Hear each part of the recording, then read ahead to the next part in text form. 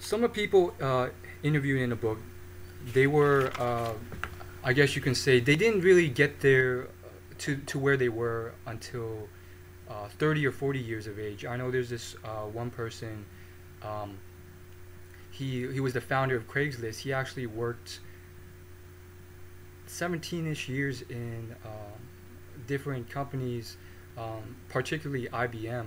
I was wondering if you had any advice for older people who think that maybe it's too late for me, maybe I'm getting up in age, I can't do this anymore. It can be more difficult, but I was just wondering what your thoughts were on that. You know, and I think if the desire is there, then you can do it. Um, and people change paths. Careers have chapters, and I think that you shouldn't be discouraged by your age. A lot of people, I think it's rarer for somebody to hit it when they're older, probably because they've sort of given up or they have a lot of other things that they're focusing on instead of their career, like maybe their families, or they've just sort of, I guess, changed their focus. But I think if your career is your focus, then I don't think that your age is necessarily going to be a barrier if you really want it badly Okay. and you're willing to put the effort and time in. Right, right. And a lot of the interviews, I found that a lot of the people worked really, really hard, 10 to 14 hours per day. And I was wondering if, is there anything you found that was a common thread behind all the people you interviewed, or were they just very different? The most common threads are that they're all doing something that they're passionate about. Okay. But Warren Buffett takes this one step further and he says you have to do something you're passionate about, but that's also within your sphere of competence. So you need to know your strengths and weaknesses and do something that you're good at. Not everybody, we all have different minds and we all have different skills and strengths and weaknesses. So everybody in my book, they're all very different. It's a diverse group of people, but they are all doing something that they're personally good at and that they love. And if you were to take, one of them and put them in the other's shoes, they probably wouldn't do so well because it just doesn't suit them. So there's that. The other thing is they are out of the box thinkers.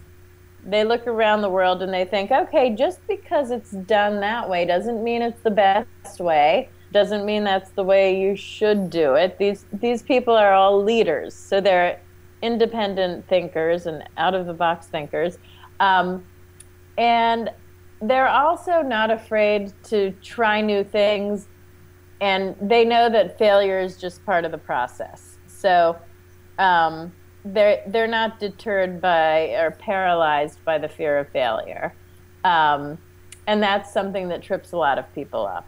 They think, okay, and it's not even so much that people are deterred by the financial ramifications of failure, although that's a really real thing to think about.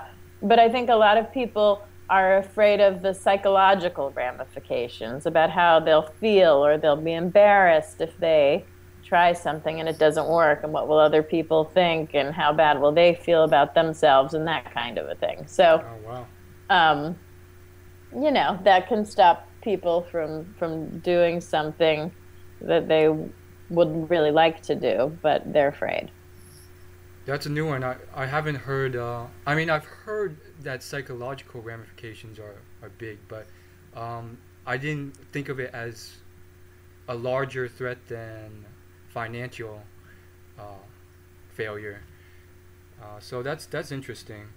Um, so my last question for you, Gillian, is um, do you have a specific piece of advice that you got from watching these people that you'd like to share with this audience?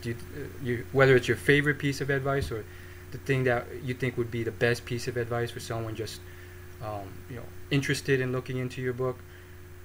Um, well, I love this one quote from Kathy Ireland, and just for people who don't know, she started out as a model. Then she wanted to start her own brand, and Oh yes.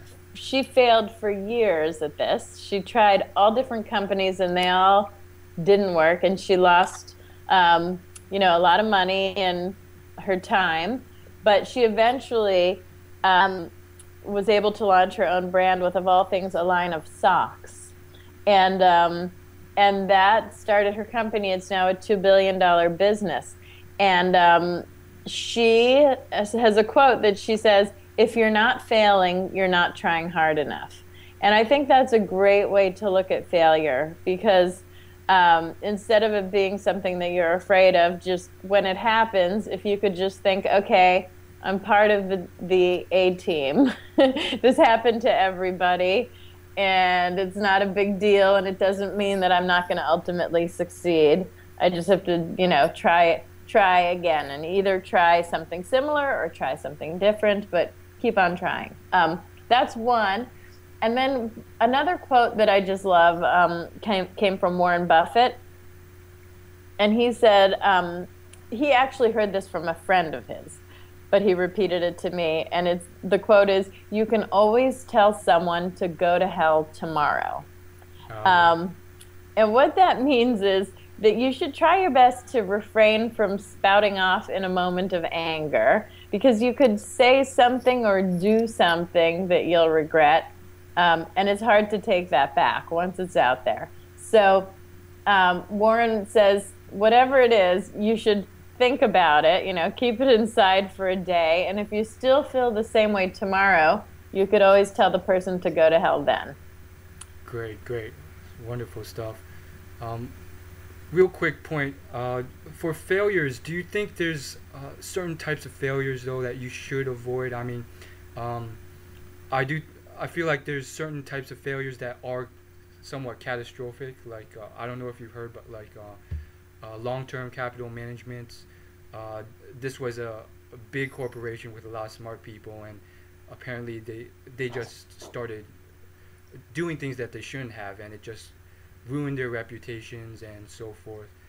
Is there a delineation between, okay, I can fail with these types of things, but not with these types of things? I think, of course. I mean, you want to, of course, yes, yes. You want to try to fail at things that, smaller things rather than large things. And some examples of large things, you don't want to mess with your reputation. You never want to mess with that. So you shouldn't do anything.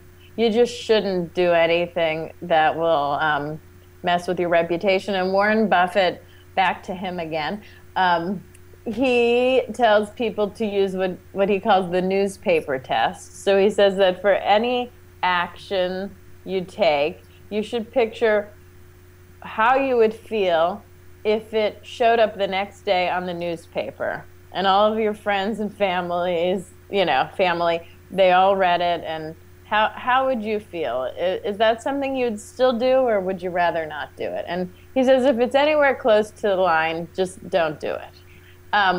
So reputation is super important, because you want people to feel comfortable with you in business and to trust you, and in your personal life too. If you don't have that, then it's really hard to regain that. Right. Well, thank you so much, Gillian, for spending the time with us today. Once again, I'll leave links in the description and maybe somewhere on this video to check out her book, Getting There. It's getting great reviews. It has 4.9 out of 5 stars on Amazon. And so, again, thanks so much for your time, Gillian. Thank you. Thank you so much. Thanks for having me.